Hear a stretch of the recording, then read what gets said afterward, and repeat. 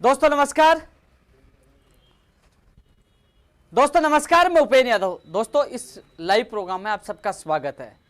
दोस्तों आज जयपुर में बहुत अधिक संख्या में बेरोजगार पहुंचे और हमने माननीय मुख्यमंत्री जी के संज्ञान में लाने के लिए प्रदर्शन किया। उन सभी साथियों को धन्यवाद जिस कोरोना काल में भी आप घर से निकलकर जयपुर पहुंचे। हमारा मकसद था कि सरकार तक हमारी आवाज़ पहुंचे। प्रदेश की मीडिया ने हमारा पूरा साथ दिया, जिसके लिए प्रदेश की मीडिया का भी बहुत बहुत आभार एवं धन्यवाद। दोस्तों लगातार आपने देखा होगा इस कोरोना काल में भी घर से बाहर निकलकर आपके लिए संघर्ष किया है और प्रयास किया है। दोस्तों माननीय मुख्यमंत्री से 22 नवंबर को मुलाकात हुई थी। 1 महीने का समय दिया था। 1 महीना आपको पता है कि कल वो 1 महीना भी खत्म हो जाएगा। लेकिन आज फिर जो हमारी जो जयपुर में जो मीटिंग हुई, मीटिंग क्या एक बेरोजगारों का हुजूम था। ये तो ट्रेलर था, अभी तो पिक्चर बाकी है। हम लगातार आवाज उठा रहे थे, माननीय मुख्यमंत्री तक बात पहुंचा रहे थे कि अधिकारी और मंत्री नहीं सुन रहे। क्यों नहीं सुन रहे? आपने अब ऊर्जा विभाग की मैं बात करना चाहूंगा। बीडी कल्ला जी ने घोषणा की थी कि सितंबर में भर्तियों की विज्ञप्तियां जारी हो जाएंगी। 9000 पदों पर बजट में घोषणा की गई थी। एक भी सिंगल भर्ती की विज्ञप्ति जारी नहीं हुई। आज मैंने उन चेहरों को देखा, एक वो झलक देखी, दर्द भी था, मासूमियत भी थी और उनकी वो पीड़ा थी जो मैंने सुनी और परखी। उनका कहना था कि हम गरीब परिवार के बच्चे हैं जो आईटीआई करते हैं और टेक्निकल हेल्पर का हम इंतजार करते हैं।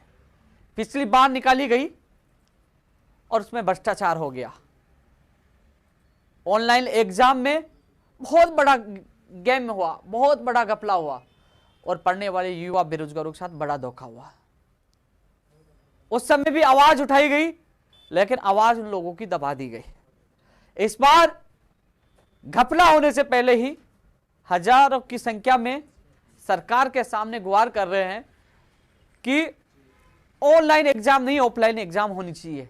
टेक्निकल हेल्पर की ऑनलाइन एग्जाम नहीं ऑफलाइन एग्जाम होनी चाहिए और इसकी विज्ञप्ति जल्द से जल्द जारी हो। नए वर्ष पे इनको तोहफा मिलना चाहिए। ये आज हमने सरकार के सामने टेक्निकल हेल्पर के उन मेरे साथियों की आवाज उठाई है। मैंने वादा किया था कि प्राथमिकता के साथ आपकी आवाज उठाऊंगा और आज आपकी आवाज बुलंद भी की है कि टेक्निकल हेल्पर की जल्द से जल्द विज्ञप्ति जारी हो और उसकी एग्जाम ऑफलाइन हो। इसमें आयु सीमा भी बढ़ाई जाए, 35 से 40 की जाए अन्य राज्यों की तर्ज पर। इसके अलावा परीक्षा केंद्र राजस्थान में होनी चाहिए। इसके अलावा राजस्थान का सामान्य ज्ञान भी जोड़ा जाए। जो 2013 की भर्ती में था 100 टेक्निकल के 50 सामान्य ज्ञान के यानी कि जीके के 50 क्वेश्चन इसमें जोड़े जाए, जिससे मेरे प्रदेश के युवा बेरोजगार को राहत मिले। मजबूती से बात रखी है, मीडिया ने पूरा साथ दिया है और हमारे प्रतिनिधिमंडल ने जब सीएमओ में वार्ता की तो वहां सीएम साहब के सचिव साहब ने कहा कि सीएम साहब तक वो आपकी बात पहुंचाएंगे। उन्होंने कहा कि आज शाम तक ही सीएम साहब तक आपकी बात पहुंचा देंगे। मीडिया के माध्यम से और सोशल मीडिया के माध्यम से और वहां इकट्ठा होकर माननीय मुख्यमंत्री तक आपकी आवाज पहुंचानी थी। उस आवाज पहुंचाने में हम सक्षम हो गए और हमने साथ में ही आपकी जो भर्ती थी इसकी बड़ी मजबूती से आवाज उठाई है। और मैं आप लोगों को विश्वास दिलाता हूं, यदि आप लोगों का यूं ही साथ मिलता रहा, मैं आप लोगों से वादा करता हूं कि आपकी परीक्षा ऑफलाइन ही होगी, ऑनलाइन नहीं होने देंगे भ्रष्टाचार। आपकी विज्ञप्ति भी जारी होगी और जो आपकी जो आयु सीमा वाली मांग है और जीके वाली, ये आपकी चारों मांगे, चारों मांगे वाजिब है और आपके साथ मैं खड़ा हूं। सीना ठोक के कहता हूं आपके साथ रहूंगा जब तक आपके काम नहीं हो जाए। आप लोग एकजुट रहे, मजबूत रहे। जिस प्रकार आज आपने ताकत दिखाई है वो ताकत जब भी आपको याद करें आपको दिखानी है। ये टेक्निकल हेल्पर के अभ्यर्थियों के लिए है। इस धरने में जेएन भर्ती के अभ्यर्थी भी शामिल हुए थे। उनकी मांग थी कि राजस्थान का सामान्य ज्ञान जोड़ा जाए, बैंकिंग हटाई जाए। वो बैंक कर्मी नहीं बन रहे, वो इंजीनियर बन रहे, तो उनकी मांग भी वहां तक पहुंचाई गई है।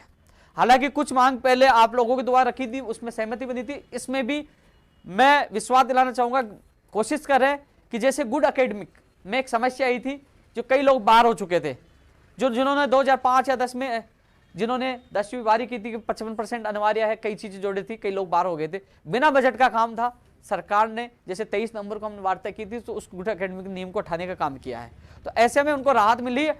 आपकी बात भी, क्योंकि उस समय मैंने बात रखी थी कि बिना बजट का काम है, आज सरकार के बजट भी नहीं लगेगा, काम हो सकता है। इस प्रकार सामान्य ज्ञान बढ़ाना बिना बजट का काम है, आप लोगों को राहत मिले और आपकी विज्ञप्ति जल्द से जल्द जारी है, ये बात रखिए। उन्होंने सीएम सचिव ने जो तमाम इश्यू थे उनके लिए कहा था कि वो सीएम साहब तक टेकअप कर दें, उनकी बात आपकी पूछा देंगे, ये चीज आज की वार्ता में निकल के है।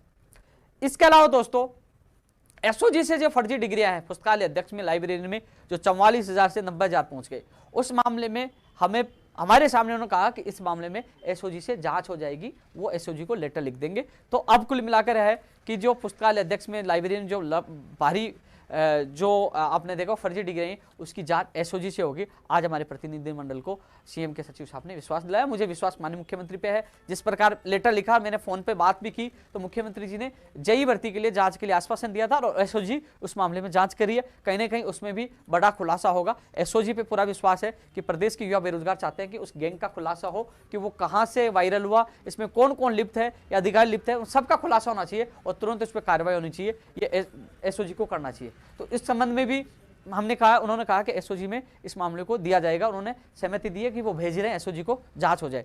हमने उनको कागज देना चाहा तो उन्होंने कागज नहीं लिए, बोले कि एसओजी में जाएगी तो आप सीधे कागज एसओजी में देना जो सबूत थे। तो ये पुस्तकालय अध्यक्ष लाइब्रेरियन की बात हो गई। अब बात कर रहा हूं दोस्तों, जो मेरे साथ छात्रावास अधीक्षक का भी गया था, उस मामले में विभाग से उन्होंने दोबारा रिपोर्ट मांगी है। उन्होंने आश्वासन दिया कि जल्द इसमें सकारात्मक कदम उठाएंगे। 159 जो अभ्यर्थी हैं, जयप्रकाश मेरे साथ था, उनके लिए भी हमने मांग रखी है। एक दोस्तों जो 15 दिसंबर तक विभागों को जो भर्तियों की विज्ञप्तियां भेजने की जो इनकी अभ्यर्थनाएं भेजने के आदेश मुख्य सचिव के द्वारा दिए गए थे, चाहे वो कृषि प्रेक्षक भर्ती हो, चाहे वो ग्राम सेवक हो, और चाहे वो डीएलबी की फायर सेफ्टी ऑफिसर हो, चाहे वो जेएन हो डीएलबी की, चाहे आरएस भर्ती हो, ग्राम सेवक, सारी तमाम जो भर्तियां हैं उनकी विज्ञप्तियां जारी हो, वो मांग भी हमने आज रखी है। और मैंने कहा कि साहब अभ्यर्थना जो पूछ चुकी है उनकी विज्ञप्तियां जारी हो, बेरोजगारों को राहत मिलनी चाहिए, नए साल पे तोहफा मिलनी चाहिए।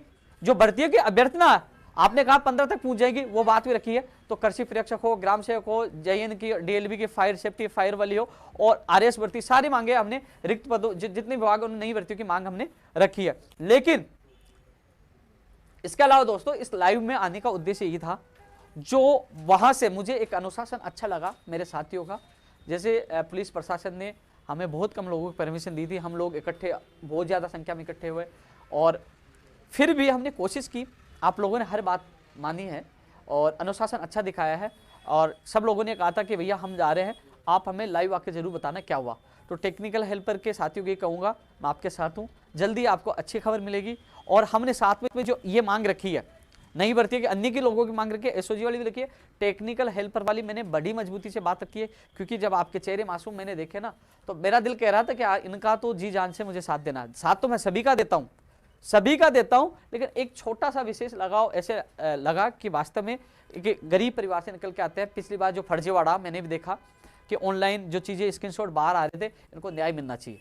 इसके अलावा दोस्तों हमने इस बार, क्योंकि पिछली बार माननीय मुख्यमंत्री मिलने के बाद 1 महीने का अल्टीमेटम दिया था, जिसको लेकर हम 25 तारीख को बेरोजगार महासंघ कार्यालय में जो हमारा एक कोर कमेटी वापस इकट्ठे हो रहे हैं, और 25 को हम बैठ के तय करेंगे कब क्या और कैसा करना है। ये निर्णय हम सब मिलकर लेंगे कि पूरी रणनीति तैयार की जाएगी, जिसमें मेरे जो बहनें हैं उनका लगातार मैसेज आ रहे हैं। विजयपाल को मैंने सूचित कर दिया, विजयपाल और उनके साथी आ रहे हैं। आप सब मिलकर आप कहोगे जिससे निर्णय लिया जाएगा, आपके ऊपर ही है।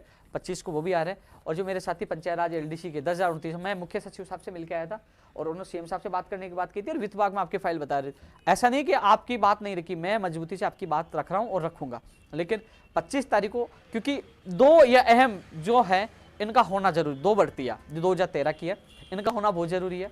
और क्योंकि 7 साल से लंबित है और सबसे ज़्यादा दुखी ये लोग हो रहे हैं, तो 25 तारीख को बैठ के अगली रणनीति बनाएंगे आपके अनुसार, हम सब मिलकर कार्यालय में। इसके अलावा दोस्तों कमेंट बहुत लोगों के आ रहे होंगे। आज हम जो संघर्ष कर रहे हैं, जब 22 तारीख को मिलने के बाद सुन लीजिए, संघर्ष का परिणाम मिल रहा है, लेकिन जो परिणाम इन लोगों को चाहिए, जो बहनें हैं, जो संघर्ष लगातार साथ देती है, जो पंचायत राज अभ्यर्थी है एलडीसी के, ये देते हैं, इनको अभी तक उनका न्याय नहीं मिला, लेकिन इसके लिए लड़ेंगे। क्योंकि 2013 एनएमजीएम के पद सर्जित हो चुके थे। आपने देखा होगा कि मीडिया में बड़े बड़े अक्षरों में खबर भी आई थी कि इनको मिलेगा तोहफा, 1 साल होने पर पद सर्जित भी हो गए थे, लेकिन किन्हीं कारणों से उनको वापस सर्जित को कैंसिल कर दिया गया। और इसमें सबसे बड़ा रोल है चिकित्सा मंत्री रघु शर्मा जी का। उनका नाम मैं सीधा ले रहा हूं क्योंकि मुख्यमंत्री जी पॉजिटिव है, कई एमएलए ने भी बात रखी थी, मैंने बात रखी थी, लेकिन चिकित्सा मंत्री साफ हैं, वो नहीं चाहते हैं और उन्होंने पूरे मामले को वापस वो नेगेटिव कर देते हैं।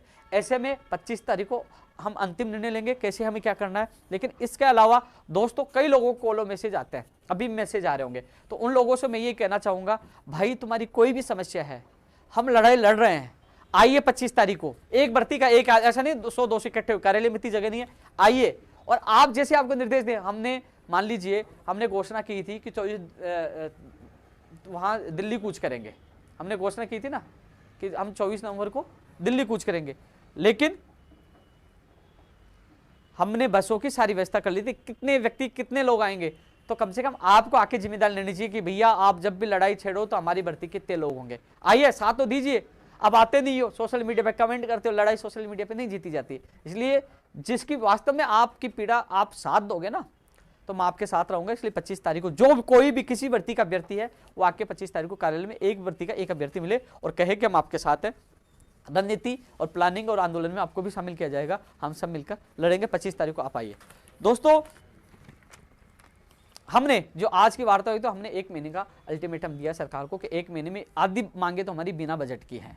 बाहरी राज्यों का कोटा समाप्त हो, आज फिर वो मांग उठाई है, लेकिन ये बाहरी राज्यों का कोटा समाप्त हो, ये मांग बहुत बड़ी मांग है, लेकिन ये कमजोर क्यों पड़ जाती है? क्योंकि कमजोर पड़ने का कारण हम लोग हैं कि साहब हमारे तो पटवारी आ जाए, हमारे तो रीट आ जाए, हमारे तो राजस्थान पुलिस आ जाए, अरे हमारी भर्ती आ जाए, मेरा निजी स्वार्थ पूरा हो जाए। कभी ये नहीं सोचते कि भर्तियां बाद में आ जाएंगी, पहले बाहरी राज्य का कोटा कम हो। तो ये सब हम सब मिलकर आवाज उठाते तो कहीं ना कहीं बाहरी राज्य का कोटा समाप्त हो जाता, लेकिन नहीं, निजी स्वार्थ के होते हुए कि मेरे तो रीट की विज्ञप्ति आ जानी चाहिए, बाहरी राज्य का कोटा कम नहीं हो, हमारा काम हो जाए। इस कारण से ये कोटा अटका पड़ा है। जब तक हम सब लोग एक नहीं होंगे, मजबूती से आवाज नहीं उठाओगे, फिर नहीं उठाओगे, जब तक काम नहीं होगा। फिर भी आज हमने आपकी आवाज फिर बुलंद की है, प्रदेश की मीडिया ने पूरा साथ दिया है। अभी भी कह रहा हूं, जाग जाओ अपने हकों के लिए और हमारी इस लड़ाई, इस अभियान में साथ दें।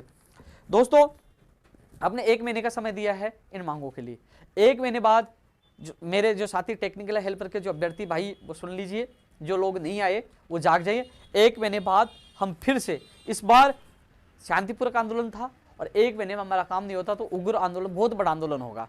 क्योंकि 22 तारीख को भी माननीय मुख्यमंत्री की बात मानिए, मुख्यमंत्री जी के निर्देशों की पालना नहीं हो रही। मुख्यमंत्री जी ने 2013 में 13 की एलडीसी पंचायत राज है, उसको साल भर पहले कह दिया था कि इसके आदेश जारी, उन्होंने निर्देश दे दिए थे, कैलेंडर जारी कर दिया, वो आज भी लटकी पड़ी है 10,029 पदों पर।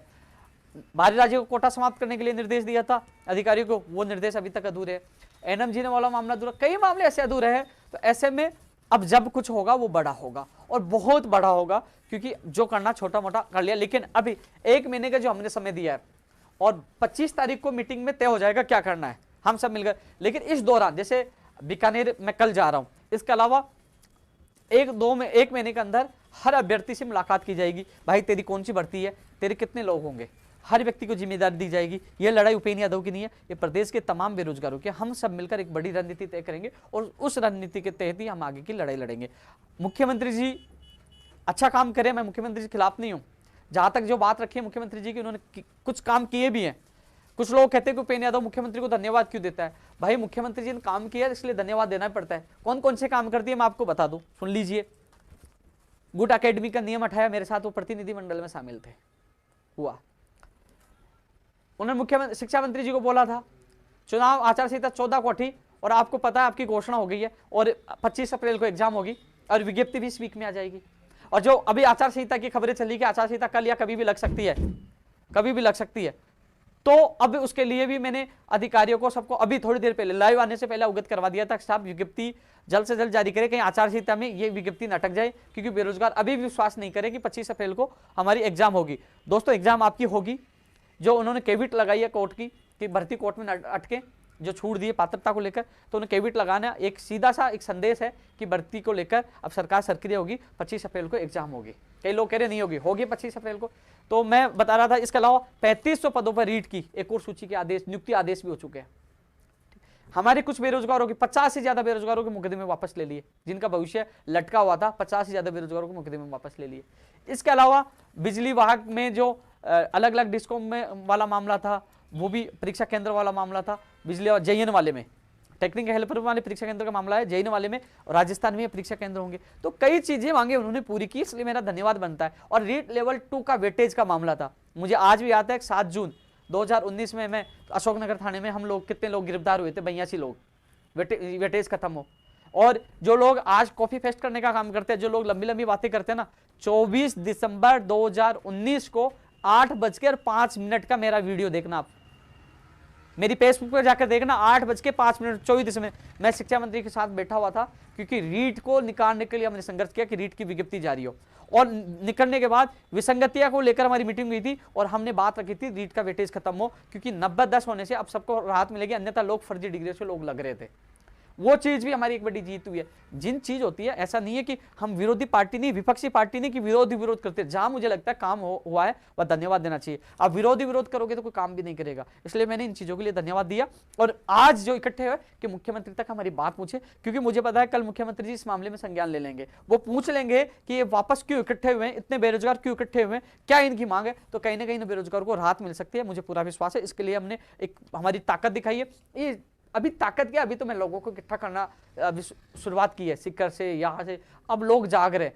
अब एक दिन ये देखना कि हजारों की संख्या जयपुर में होगी, हजारों की संख्या होगी। ये छोटा सा प्रयास था, किसी कॉल नहीं, ट्वीट के माध्यम से छोटा सा प्रयास है, लोग इतने आ जाए हैं। तो कहीं ना कहीं हम लोग महीने भर से तैयारी करेंगे तो हजारों की संख्या होगी, और हजारों की संख्या होगी तो हमारी मांगे पूरी होगी। लेकिन उससे पहले हम सरकार से निवेदन करते हैं कि ऐसी नौबत नहीं है कि बेरोजगारों को हजारों की संख्या में सड़कों पर उतरना पड़े, उनकी मांगे को आपको मानना होगा। अब कुछ लोग मैसेज कर रहे होंगे, मैं देख नहीं पा रहा, लेकिन आपका मांग पत्र सीएमओ में मुख्यमंत्री जी के वहां मैं सौंप के आया, तो वो आज भी उनके पास है, और आज वाला भी मैंने सौंप दिया है। जब उनको जब मीटिंग होगी, कई मांगों को लेकर मीटिंग प्रस्तावित है, मुख्यमंत्री जी कई भर्तियों की मांगों को लेकर बहुत जल्द मीटिंग भी लेंगे।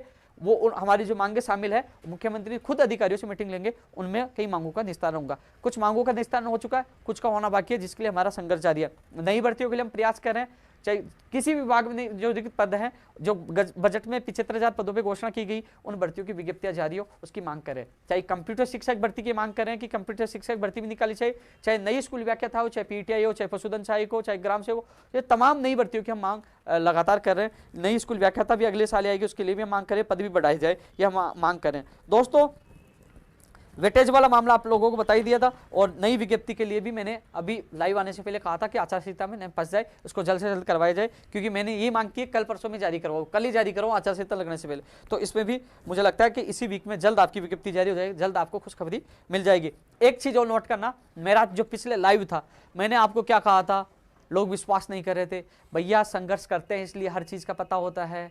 आपको ये कहा था कि आपको बहुत जल्द खुशखबरी मिल जाएगी, इसी महीने में विज्ञप्ति जारी होगी, और पता नहीं 2 साल पे माननीय मुख्यमंत्री 17-18 को इसकी आपकी घोषणा कर दे। वो वीडियो उठा के देखना, 18 तारीख को ही माननीय मुख्यमंत्री ने घोषणा की कि नहीं की, आपको सबको पता है। इसको कहते हैं असली संघर्ष, लड़ाई भी लड़ते हैं, मैदान में उतरना पड़ता तो मैदान में भी उतरते हैं। और जहां दिल्ली कूच की तो वो नज़ारा अलग होगा, कूच करेंगे तो नज़ारा क्या, वो मेला होगा और वो बड़ा रेला होगा।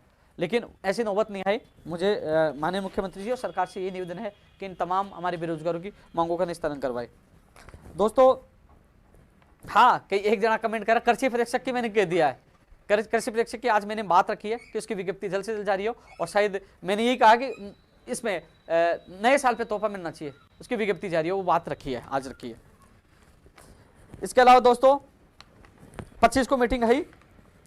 हाँ, कल मैं बीकानेर रहूंगा, इसलिए रहूंगा कि वरिष्ठ अध्यापक भर्ती 2018 की जो अनुशंसा, पिकअप लिस्ट की अनुशंसा आरपीसी को भिजवाई, इसके लिए हम इकट्ठे हो रहे हैं। सभी साथी घर से निकले, कल नहीं परसों रहूंगा, सॉरी, कल तो मैं निकलूंगा, कल चौमू सिकर होते मैं निकलूंगा, फतेहपुर होते शाम तक मैं बीकानेर पहुंच जाऊंगा, और 10 बजे मैं आपके बीच में बीकानेर रहूंगा।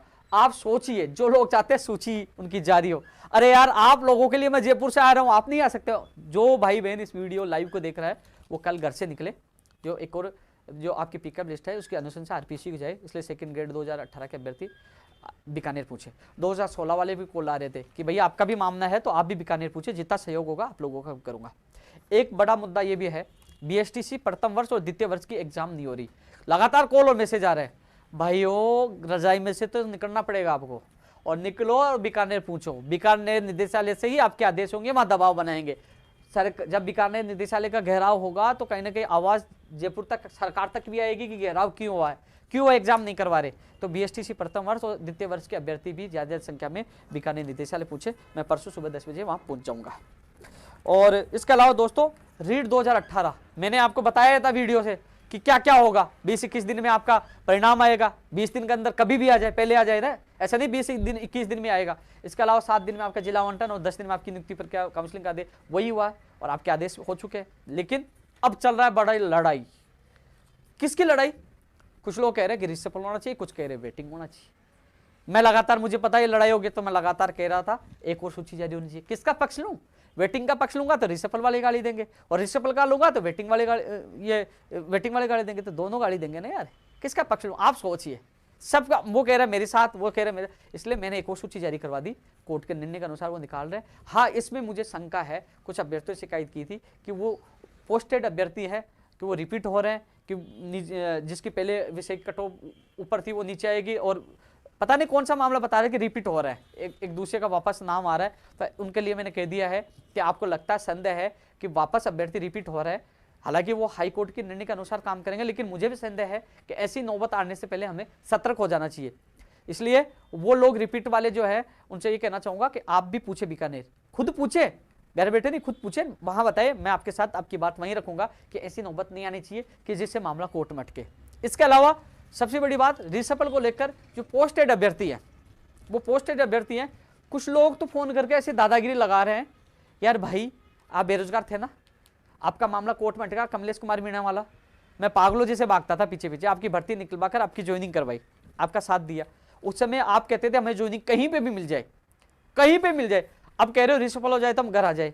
यार मैं कौन होता हूं? तुम दिल पे हाथ रखिए, दो पक्ष बने, दूसरे वेटिंग वाले गाली देते, बता किसकी, मैं किसका पक्ष लूं?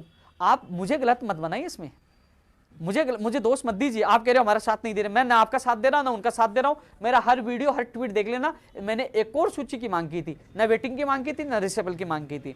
इसलिए इसके अलावा मेरा एक सवाल आप लोगों से बनता है, जब मैं अनशन कर रहा था, जब हम जेल गए थे, जब लोग हम भाग रहे थे, और तब तो आपने एक भी जो पोस्टेड अभ्यर्थी है उसने कहा हम आपके साथ है, दिया साथ? नहीं, मिलने तक आप लोग नहीं आए। और दूसरी बात, बड़ा दुख होता, मैंने कभी कहता भी नहीं हूं, लेकिन फिर भी आप लोगों को, जिस व्यक्ति ने आपको नौकरी दिलाने में इतनी अहम योगदान दिया, आपके साथ रहा, और उसके लिए कह रहे हो कि मैं गलत हूं।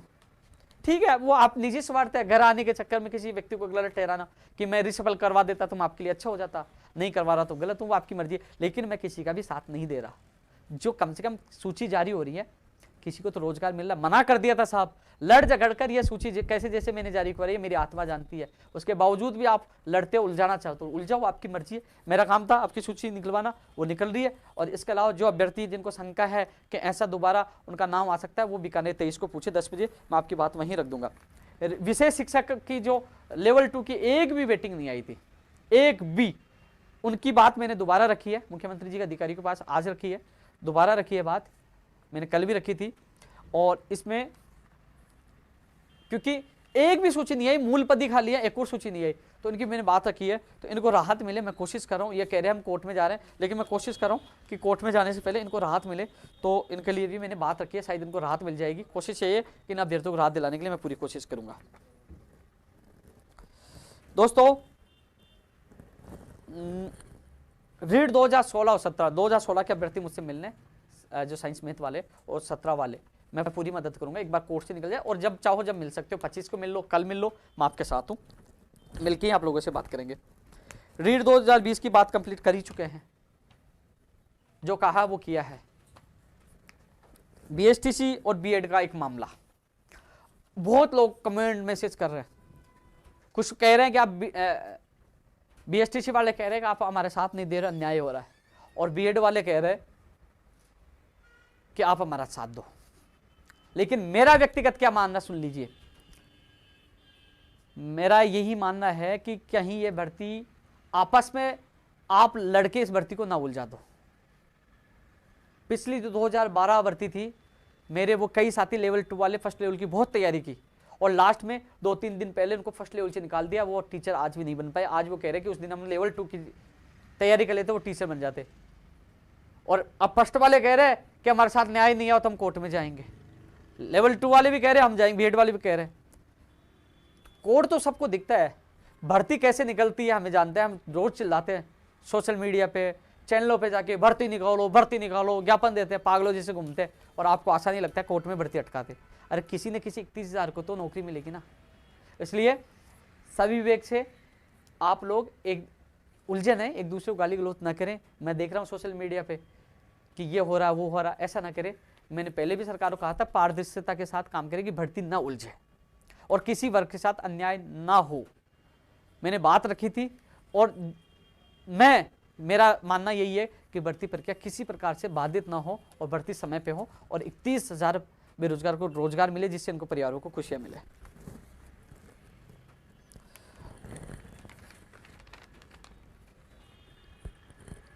हाँ, ये सारी चीजें तो मैंने बोल ही दी, कोई बाकी तो रहा नहीं। दोस्तों मैं कमेंट देख नहीं पा रहा, वैसे मैं पूरे दिन भर उनके बीच में खड़ा था और अभी थोड़ी देर पहले घर पूछा, सुबह से कुछ खाया भी नहीं था और वापस मैं लाइव आ गया। हालांकि तुम्हें पता है पूरे दिन आदमी काम करेगा तो ऊर्जा तो कम हो ही जाती है, क्योंकि ऊर्जा विभाग वालों के साथ जो मैं था।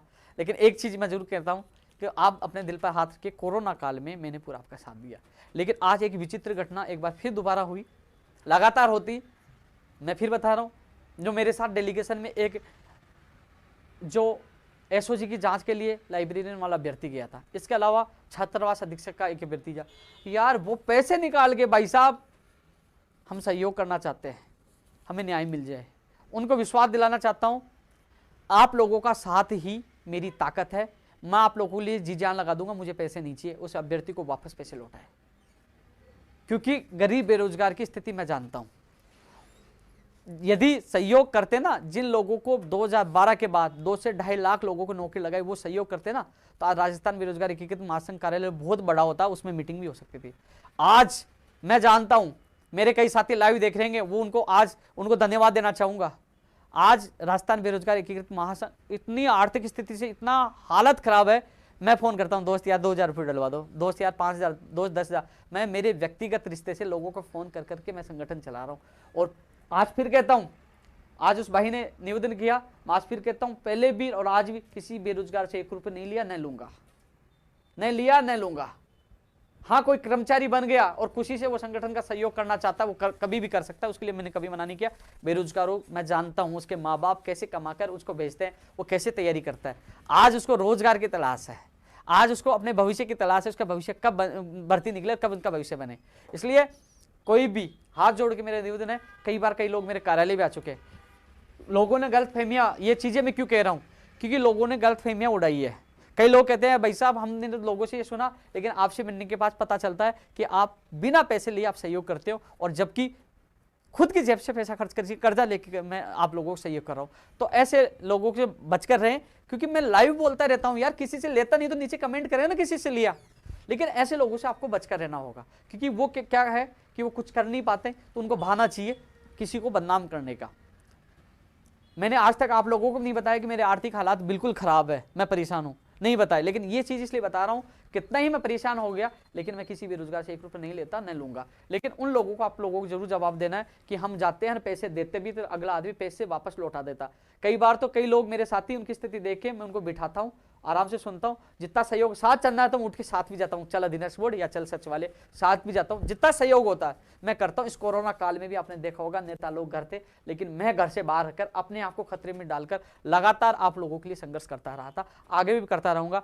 अर्थ का अनर्थ निकालने वाले बहुत लोग हैं, बहुत फर्जी आइडिया बना के बैठे हैं, सब जगह बैठे हैं, बहुत उल्टा सुल्टा बोलते हैं, मुझे कोई फर्क नहीं पड़ता। मुझे जब लाखों बेरोजगारों का प्यार, आज मैंने एक ट्वीट किया था, देखा आपने संख्या, देखी भीड़, यही मुझे मान सम्मान और प्यार इन लोगों से मिलता है, जिससे मुझे ताकत मिलती है। किसी की बाप से नहीं डरता, जिसको जो करना वो करे। उपेंद्र यादव सीना ठोक के कहता है, लड़ता है गरीब बेरोजगारों के लिए, आगे भी लड़ेगा, मुझे कोई फर्क नहीं पड़ता कि फर्जी आईडी बनाकर उल्टा सुल्टे कमेंट करने से और लोगों को भ्रमित करने से कोई फर्क नहीं पड़ता। चाहे मेरी जान चली जाए, मैं पीछे नहीं हटूंगा। लगातार पहले भी संघर्ष किया था, आगे भी करूंगा, और बड़ा आंदोलन करना पड़े तो करूंगा, लेकिन जो बेरोजगारों ने विश्वास किया उनका विश्वास नहीं टूटने दूंगा।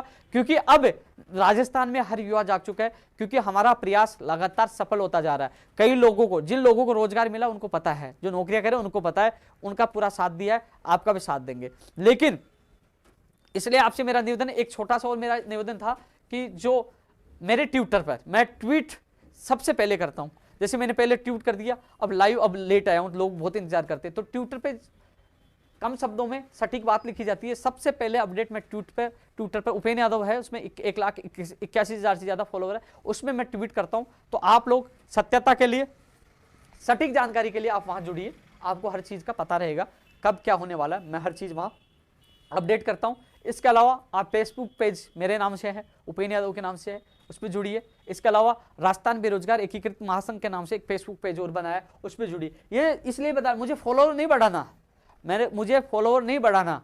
जो लोग बकवास करते हैं उनको तुरंत, मेरे साथियों कह रखा है उसको ब्लॉक करो, क्योंकि हम फॉलोअर बढ़ाने के लिए सोशल मीडिया का उपयोग नहीं कर रहा। मैं सोशल मीडिया का उपयोग मेरे बेरोजगार तक, मेरे भाई तक, मेरी बहन तक, उन तक सच्चाई पूछे, सटीक जानकारी पूछे, उनको पता चले क्या हो रहा है, क्या होने वाला है और कब आंदोलन, क्या चीजें, उन तक सारी चीज पहुंचाने के लिए मैं सोशल मीडिया का उपयोग कर रहा हूं। ब्लॉक करने से मेरे फॉलोअर कम होते हैं तो होने दीजिए, मुझे ऐसे गलत आदमियों का साथ नहीं चाहिए। मुझे ऐसे आदमियों का साथ चाहिए जो एक ट्वीट के माध्यम से, जो इतनी संख्या में जयपुर पहुंच सकते हैं और कहते हैं भाई हम आपके साथ हैं। तो उन लोगों को मैं कह दूं आपका भाई भी आपके साथ है। इसलिए आप सबसे यही कहना चाहूंगा कि आप इन चीजों से बचकर रहें, सावधान रहें, सीधा मेरे ट्विटर पे जुड़े, मेरी फेसबुक पे जुड़े और मेरी यूट्यूब चैनल पे जुड़े हैं। सीधा आपसे यही निवेदन है मेरा।